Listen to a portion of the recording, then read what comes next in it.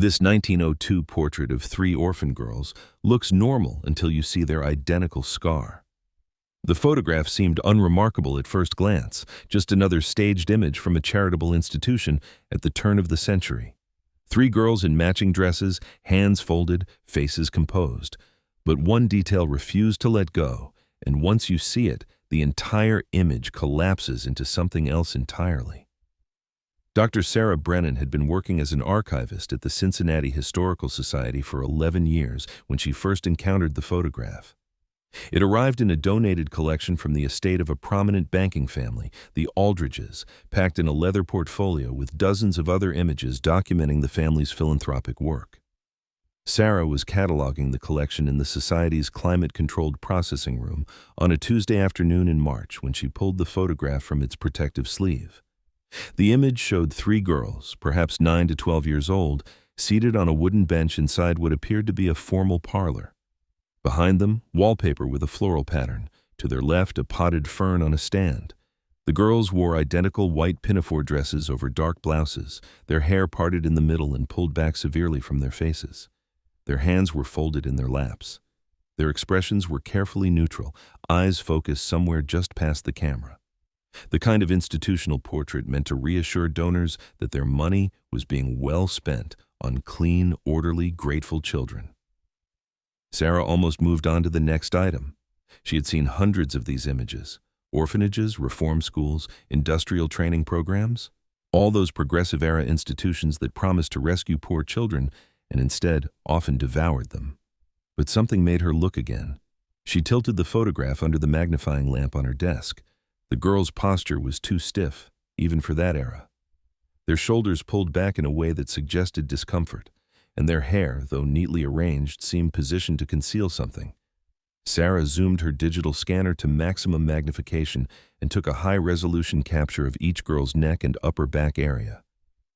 When she examined the images on her monitor, she felt her stomach tighten.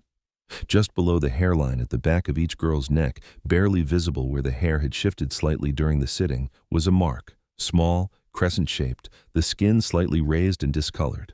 A scar.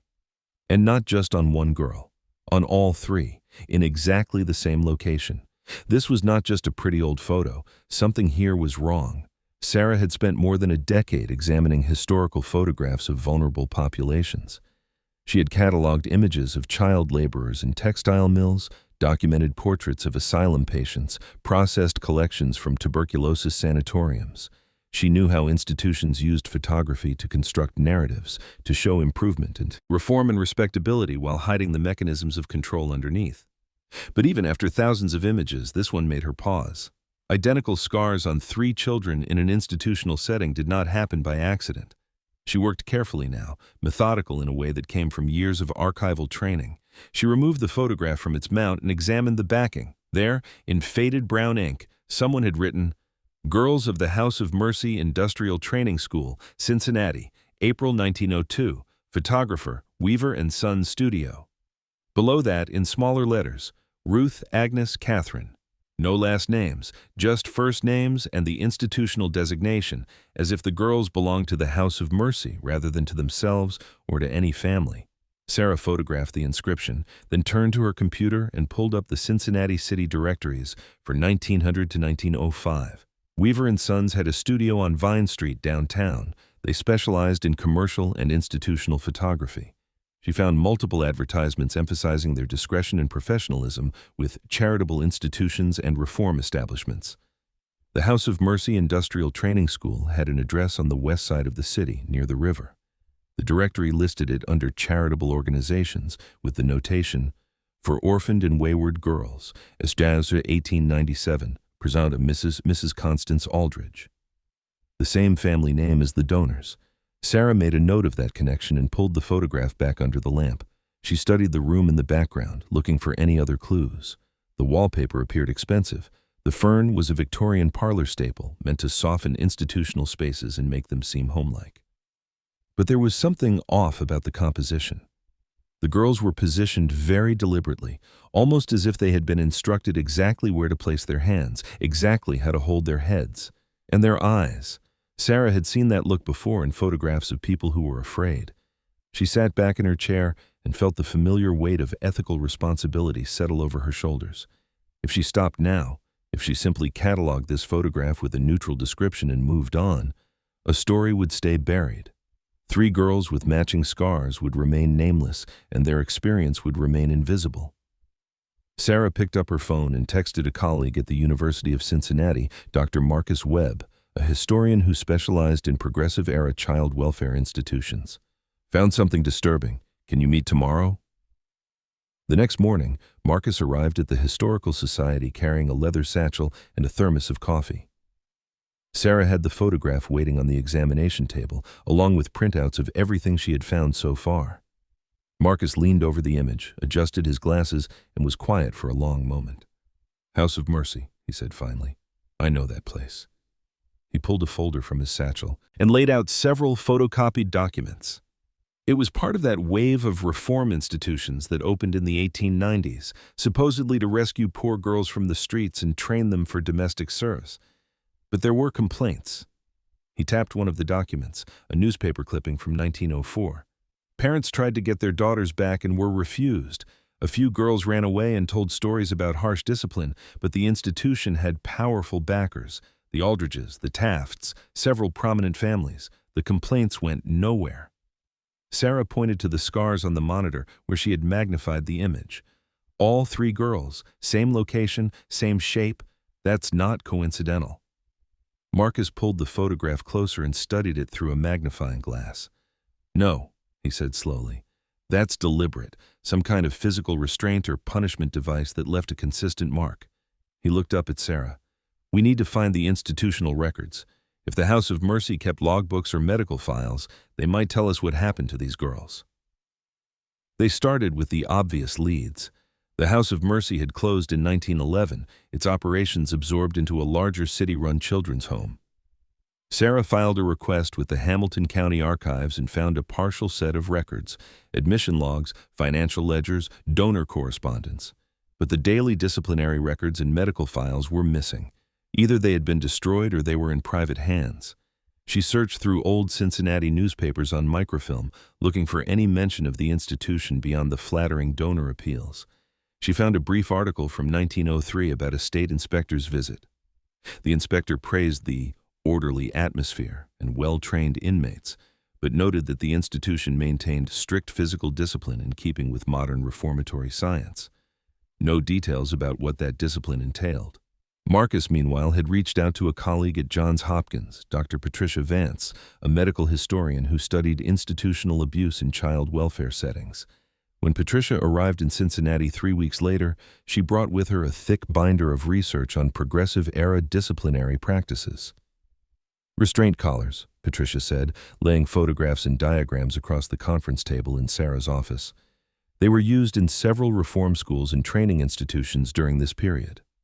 Metal collars lined with leather, fitted around the neck, sometimes attached to a wall or a bedpost.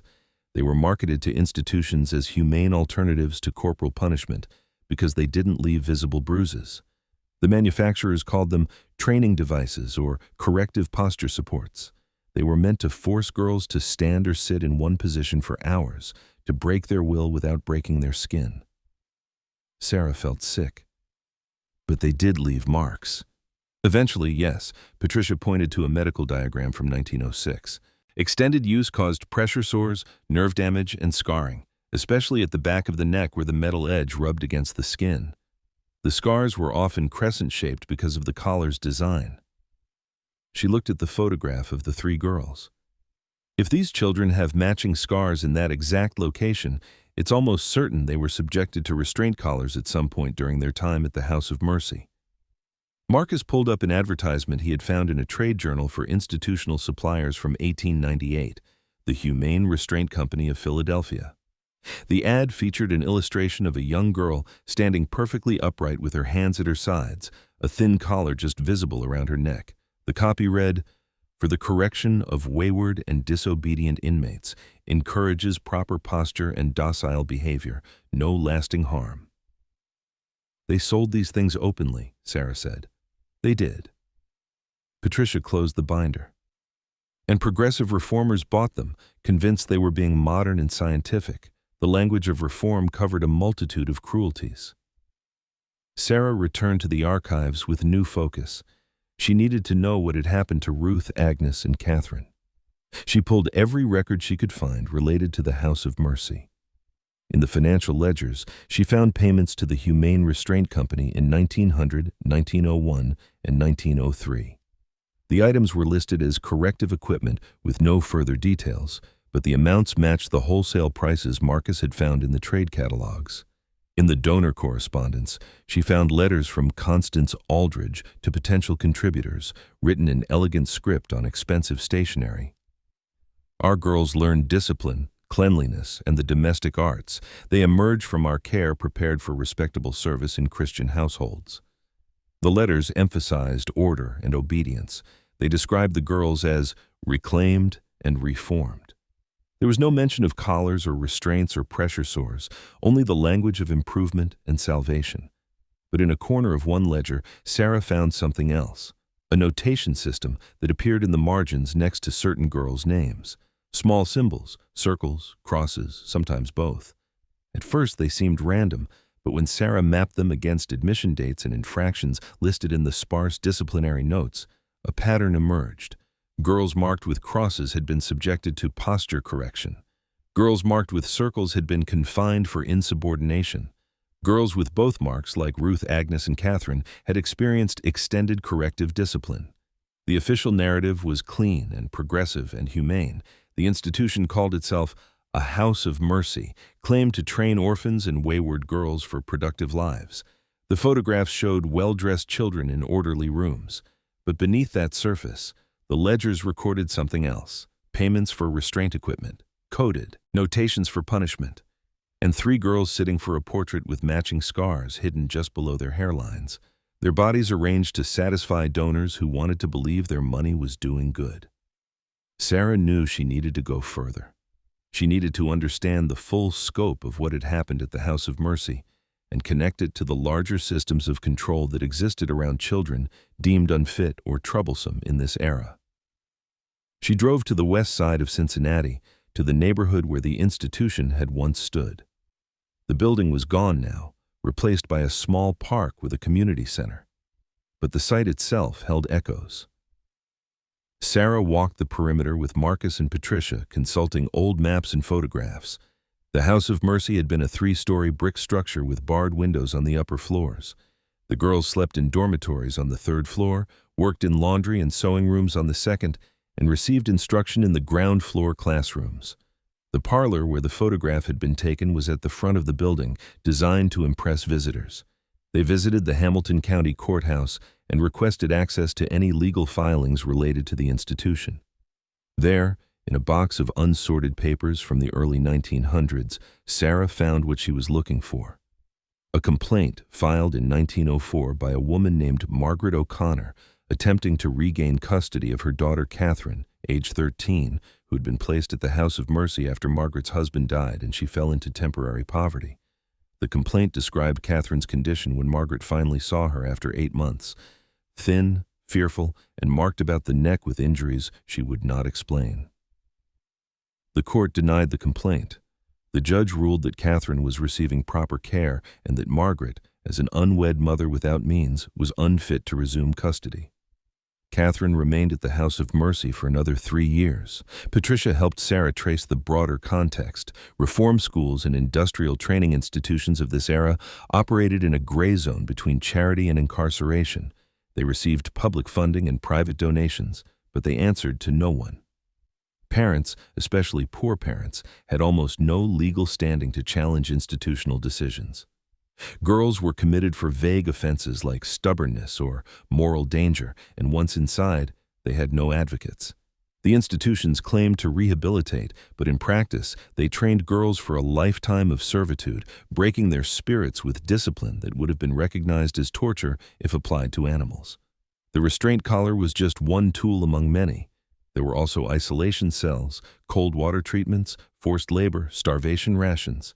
But the collar was particularly insidious because it left girls awake and aware, unable to move, sometimes for 8 or 10 hours at a stretch. It was meant to teach obedience through exhaustion and pain. to make the body itself an instrument of submission. Sarah found an account from a former inmate of a similar institution in New York, recorded in a 1908 social work report.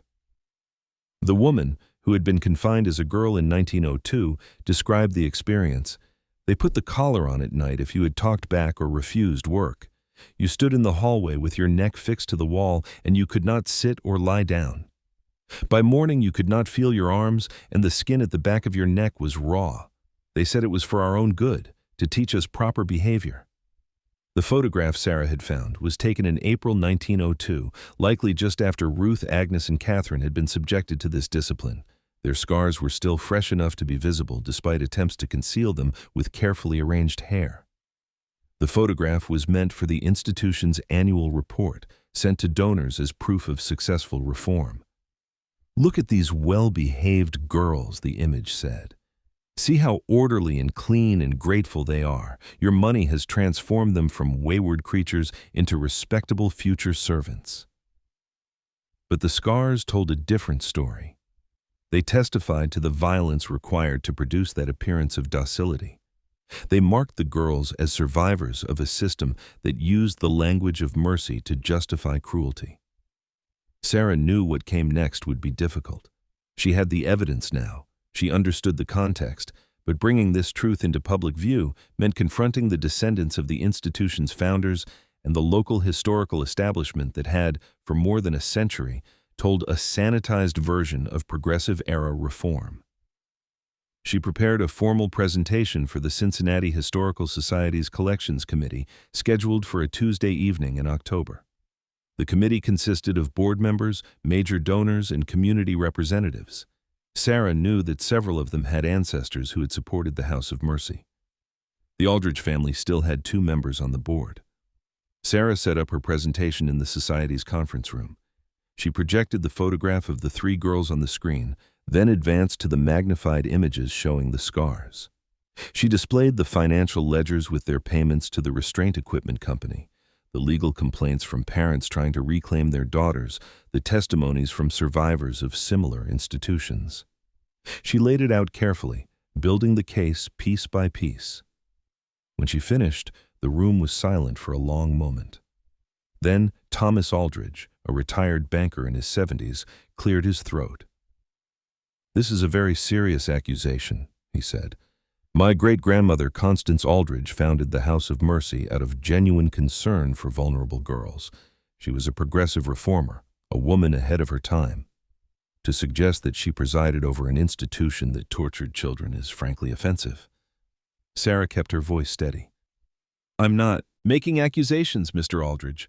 I'm presenting documentary evidence. The restraint equipment purchases are in the financial records. The scars are visible in the photograph. The legal complaints exist. This is what happened." Margaret Voss, the board president, leaned forward. "But we need to think about context, Sarah. Progressive-era reformers believed they were helping these children. The methods may seem harsh to us now, but they were considered scientific at the time. We can't judge the past by present standards." "I'm not judging," Sarah said. "I'm telling the truth about what happened to these girls, Ruth, Agnes, and Catherine. They were subjected to painful restraints that left permanent scars. That photograph was staged to hide that abuse and solicit more donations. Those are facts, not interpretations." Patricia spoke up from her seat in the back of the room. "If I may, I've studied dozens of these institutions. The abuse wasn't accidental or incidental. It was systematic, and it wasn't universal. Plenty of progressive reformers rejected these methods even at the time. There were public debates about the ethics of restraint devices. The people who used them knew they were causing harm. They just didn't care because the victims were poor children with no power."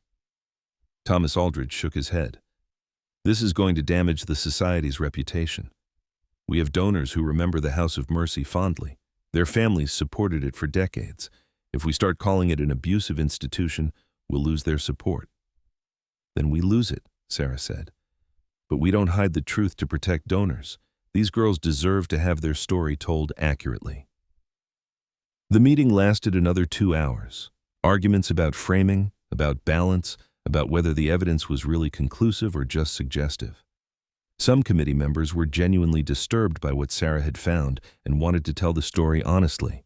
Others worried about controversy, about funding, about tarnishing the memory of prominent families. Margaret Voss, to her credit, kept the conversation focused on the mission of the Historical Society, which was to preserve and present the city's history truthfully, even when that history was uncomfortable. In the end, the committee voted narrowly to approve an exhibition centered on the photograph and the larger story of progressive-era institutional abuse. But there were conditions. The exhibition had to include multiple perspectives. It had to acknowledge the reformers' stated intentions alongside the documented harm. It had to be framed as an educational opportunity, not an accusation. Sarah agreed, though she knew she would have to fight to keep the exhibition from being softened into meaninglessness. Over the following months, Sarah and Marcus worked with a team of designers and educators to build the exhibition. They called it Hidden in Plain Sight: Photography and Power in Progressive-Era Reform. The photograph of Ruth, Agnes, and Catherine was the centerpiece, displayed large on one wall with magnified details showing the scars. Beside it, they placed the financial records, the legal complaints, the testimonies from survivors of similar institutions, and information about restraint collars and other disciplinary devices. But they also wanted to center the girls themselves, to restore some sense of their humanity and agency. Sarah spent weeks tracking down what had happened to them after they left the House of Mercy. Ruth appeared in the 1910 census working as a domestic servant in a household on the east side of Cincinnati.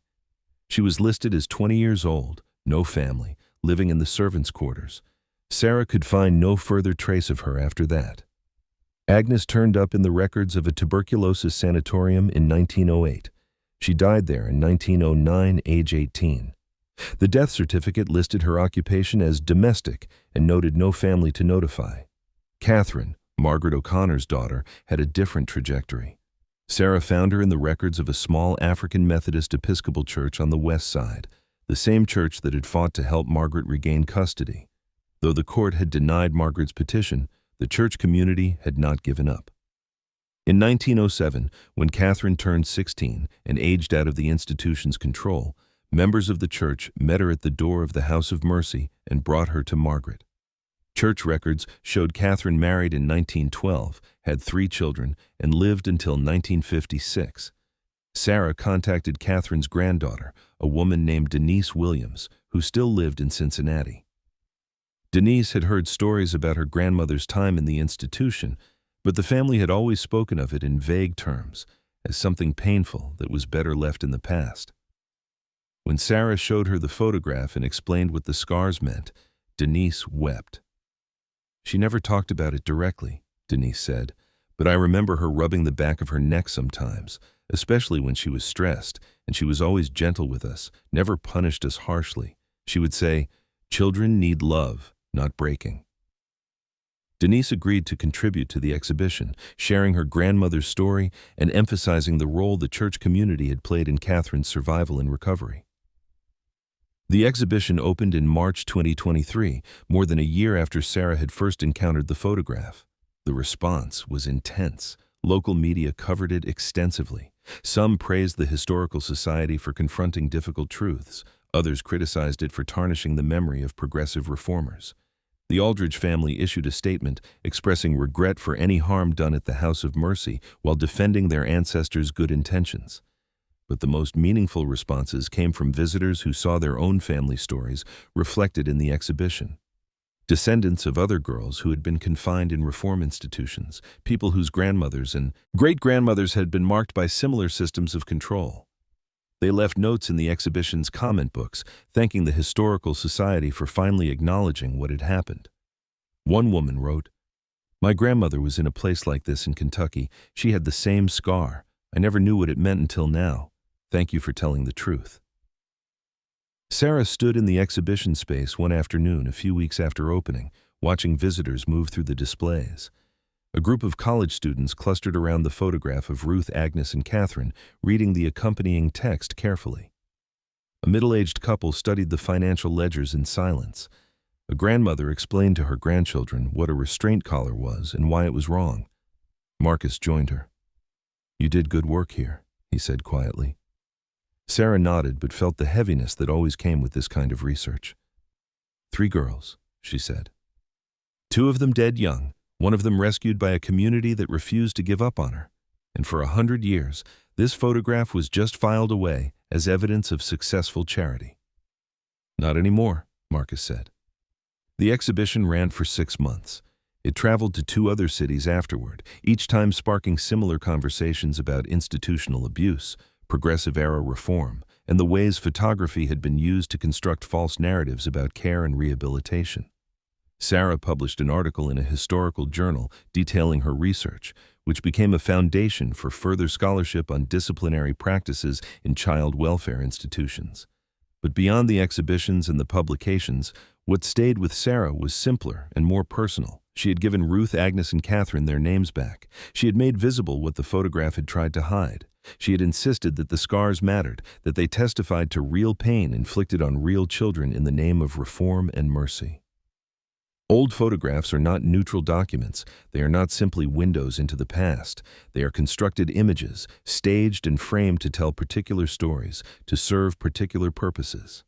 The portrait of 3 girls in matching dresses sitting on a bench in a formal parlor was created to reassure wealthy donors that their charitable contributions were transforming poor and wayward children into respectable future servants.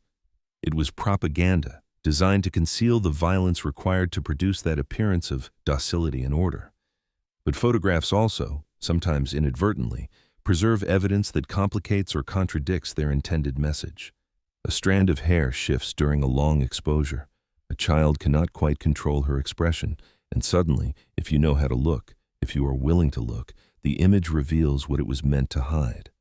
There are thousands of photographs like this one in archives and museums and family collections across the country, images of orphanages and reform schools and industrial training programs, all showing clean children in orderly rooms, all testifying to the success of progressive charity. How many of them hide matching scars, coded ledgers, stories of restraint and breaking and pain? How many girls like Ruth and Agnes and Catherine are frozen in those images, their suffering concealed beneath careful staging and sanitized captions? Rereading these photographs is not about condemning the past or judging our ancestors by contemporary standards. It is about restoring truth and agency to people who had neither when the camera clicked. It is about insisting that their pain mattered, that their resistance mattered, that their survival mattered. It is about recognizing that the language of mercy and reform and progress often covered systems of extraordinary cruelty, and that the evidence of that cruelty is still there, visible in the archives, if we are willing to see it. The photograph of Ruth, Agnes, and Catherine now hangs in the Cincinnati Historical Society's permanent collection, displayed with full context about what happened at the House of Mercy and what the scars on their necks represent. Visitors can see the girls as they were meant to be seen, not as symbols of successful charity, but as children who endured institutionalized abuse and whose story demands to be told honestly. Catherine survived, built a family, passed down a legacy of gentleness that her granddaughter still honors. Ruth and Agnes vanished into the historical record, their lives cut short, but they are no longer invisible. Every photograph of institutional life from this era deserves that same scrutiny, that same commitment to seeing what is really there beneath the surface of respectability. Because the truth is always in the details, in the hands folded too tightly, in the eyes that look past the camera instead of at it, in the small crescent scars hidden just below the hairline, testifying to violence that the image was designed to conceal.